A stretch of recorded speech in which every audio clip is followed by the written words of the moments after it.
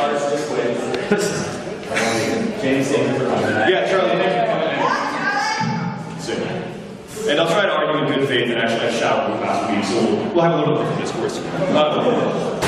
And I came with notes and everything, so I'm prepared. So I agree with you. The funny thing is, I actually agree with almost everything you've said tonight about the problems in America, the problem with rising anti-American sentiment, especially on college campuses. But I think what you're overlooking is you're overlooking the reason for this, and you're overlooking the sociological and, so someone can even argue, anthropological reasons why this is happening. Since the 1965 Immigration Act, our country has transformed from being a 82% European American country to a 61% European American country in a span of about 50 years. Now that's a drastic shift, unseen actually demographically in any other country in the world, with exceptions for countries that have been like ethnically cleansed forcefully. So this is a big transformation, relatively overnight. Now that doesn't happen in a vacuum, and that these anti-American rising sentiments are not just happening in a vacuum. I can explain why. Pew Research, which I think we both agree is a reputable source, finds that in a 2014 study that 74% of Hispanics support bigger government, and just 19% say they support smaller government. Now, the other interesting thing to note is that the 1965 Act changed the impetus for our immigration system and changed the focus of our immigration. I don't want to ramble on here, but I'll resolve it. Up to 1924, we had explicitly Western European immigration policy. Those are people coming over with Western European values. One could say Judeo-Christian values, Greco-Roman values, whatever you want to say. But we shifted that impetus in 1965. And so, according to Pew Research and a recent survey, 75% of Hispanics believe in bigger government. Just 19% say they prefer smaller government. And according to a 2012 survey, Hispanic immigrants in the U.S. under 10 years are 26% Democrat and 90% Republican. It was an idea that people assimilate and they grow to accept our values. Unfortunately, the same survey finds that after 20 years or more, they become 54% Democrat and only 10% Republican. And when it's talk about the First Amendment and protecting civil rights or individual liberties, according to Cato Institute, 58% of Hispanics and 56% of Black Americans support outlawing hate speech that is offensive to minorities. So the question then is, how can we continue on this demographic trend that we're on? Because you didn't mention immigration in the speech. How can we continue?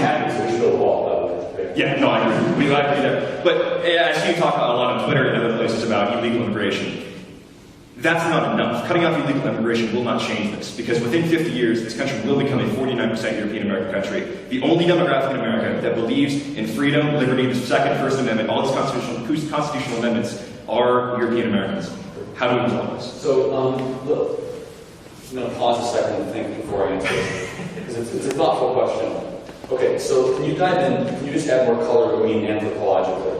Because that could be widely misunderstood, which I don't want to misunderstand. Well, no, I'm not trying to refer to anthropology is probably a misinterpretation. I should have said sociologically. Oh, okay. I meant sociologically. I'm referring to the research that people like Robert Butler. No, of course, the term anthropological could be totally misunderstood. I just want to make sure. Okay, good.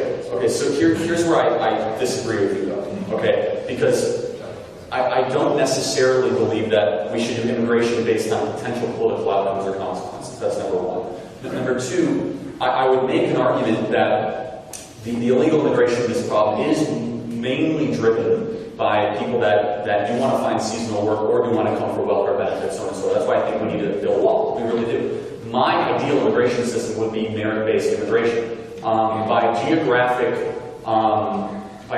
our geographic proximity to certain countries that have a history of embracing socialist policies, henceforth Nicaraguans, Guatemalans, El Salvadorians, Mexicans, so on and so forth, tend to skew much more on the left-wing scale. With that being said, I think our current president gets it right when he says you have to build a wall, you put a zero-person tolerance policy for illegal immigration, then we should be the Kentucky basketball immigration policy and find the best people across the world. But I will say this, I could say the same thing about Asian Americans. Asian Americans end up being super Democrats too. I don't ever want to create an immigration policy based on potential political outcomes or consequences, because I remain committed. You should have an immigration policy based on the best interest of the country, and eventually a lot of those people will come towards a more conservative, libertarian, limited government mind view, not necessarily inherent in some of these, Pew Research polls. Finally, it is true, a lot of them have a lot of Central American and South American immigrants tend to skew that direction, just because they never have been taught anything different when it comes to natural rights or free market capitalism and so on and so forth. And finally, in my personal experience, I come from a very, very liberal, very Hispanic part of Northwest Chicago.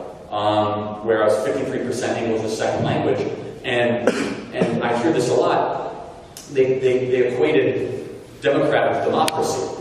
Like that's what a lot of them thought. And they just thought the Democrats stood for democracy. There's a total misunderstanding there. And the Democrats do not want to fix illegal immigration because they want this to be a perpetual political problem. Where I will disagree with you is this idea of European Americans.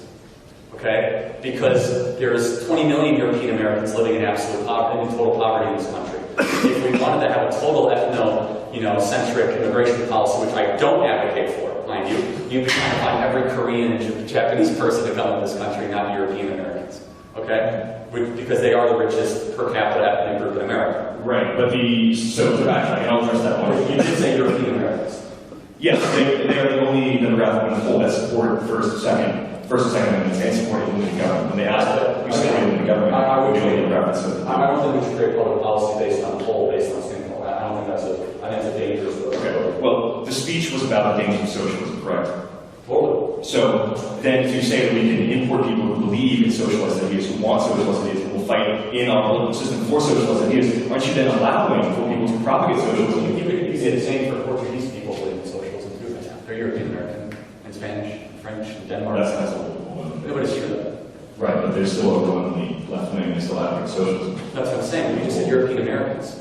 Right, the Portuguese are socialists. Yes, they are. No, and they're socialists, right. I agree, and that's why my premise right now is immigration, the ideal situation of immigration. I don't think I would agree with that, but I think immigration is a net benefit and asset. For the companies it is, and this is where I actually really agree with some of our leftist friends, is that the increase in H-1B visas, for example, is driving down the wage in the STEM field from an average of about 85,000 to closer to 70,000. And what that is affecting, it's affecting everyone in here. If you are a STEM graduate about to get out of college, you're going to be making less because of H-1B visas and immigrants that Microsoft, Boeing, other companies like that have brought in to increase their profits and to decrease your wages. And that's that. But maybe they would just hire people in a Philippine tech center then instead of San Francisco. Well, if you talk to people who engineering, you know that work has to be done in America. Yeah, it's becoming more global. No.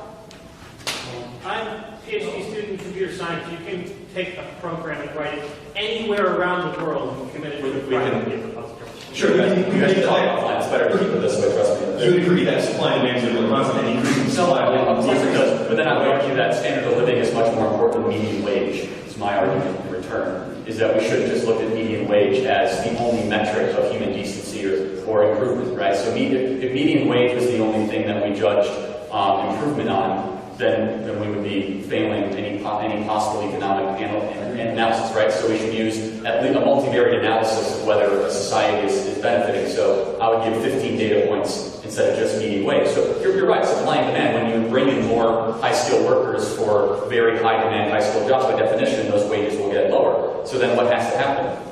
You have to have more people take risks and more businesses be started, more entrepreneurs put their risks in a marketplace. That's my response. Finally, if in a multivariate analysis, I would say when you bring in more immigrants, you actually have 14 out of 15 of those data points go up. Standard of living, right? The price per consumer goods, access to technology, right? Crime, all those sorts of things I think would go down. I mean, especially if you look at some of the people that are filling the H-1B1 jobs, which are people from Southeast Asia and India, which commit crimes in like a parcel of 1 per 10,000 people, which is astonishingly low. Right, and that's all true. But at the same time, these people are coming over and they're working at wages that decrease the average American quality of life because they are willing to work for less than Americans are willing to. These people are coming from countries that, as President Trump described them, I won't use that language here, but they often tend to be a little bit lower on a lot of these social indicators.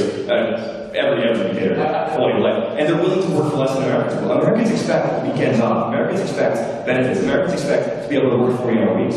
These people are so thankful to come over, they'll work for 60-hour weeks or 80-hour weeks, and they'll work for less quality of life than Americans will be able to, and the companies are the ones benefiting, not Americans. Sure, so that you were very keen on that term American. We have 330 million people in this country, right? And the current system, your ideal no immigration, to play that up to its fullest logical conclusion, I think would have a net negative in this country because there are certain talents and ideas and risks that I want taken in this country.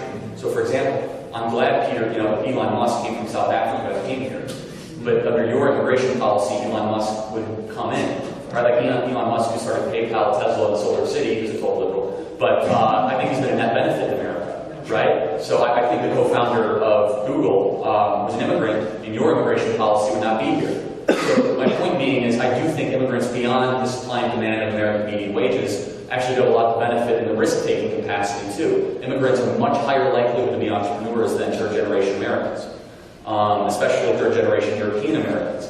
There's a reason why a majority of, on the West Coast of the stereotype, which actually is a true stereotype, the convenience store and dry cleaner are owned by first-generation immigrants. That's a good thing. They're here to take risks. They're here to try to actually improve their own standard of living. So what happens when your wages start to go down, you have opportunity. The cool thing in America is you can borrow money or put everything you have on the line to then go create a good or service that might be better than someone else. The final thing is if you look at the driving force of small business startups in this country that are actually successful, 61% are first-generation immigrants. That's a good thing. Sure. And your policy, though, would be no immigration. I want the risk taker from Singapore. I want the risk taker from Bulgaria. Does that make sense? Like, I'd rather them have to take the risk here than in Hong Kong. Sure, and I absolutely agree. There are good economic metrics by which we can talk about immigration. And there are, it does increase GDP. It does increase these other indicators. But I want Americans to be having the opportunity to take these initiatives. I want Americans to be able to take these initiatives. What do you mean by American? People who are born in America or American citizens, not people who come over and immigrate. Okay, but American, by the legal definition, could be someone who immigrated 20 years ago and then naturalized, right? Right, but you're being pedantic. You know what I mean. Charlie, you're being pedantic. Come on. I want to make sure that we're talking about the same thing because there's a lot of people that would qualify as immigrants that is recently naturalized. Sure. Okay. Then I'll rephrase. I would like to see American-born citizens taking these opportunities. We have problems right now with the labor force participation rate among young American men, Black, Hispanic, and white American men. No, we're good. We're fine. So I'll say this. I appreciate and I agree with some of the enthusiasm behind it. I would just argue that America has a unique position in this global economy to be the place, the sexiest, coolest, most productive place for all entrepreneurs across the world to come here and take risks. And I would never want to lose that because it's proven that when someone does take a risk, it creates jobs no matter what. Sure. And then it raises wages and you have new products and new goods and services. And we're starting to see China actually coming over here and they're trying to study like how are they able to do this? They don't have an entrepreneurial mindset in their culture. So, very thoughtful question. Thank you. Thank you very much. I appreciate it. Thank you. Yeah.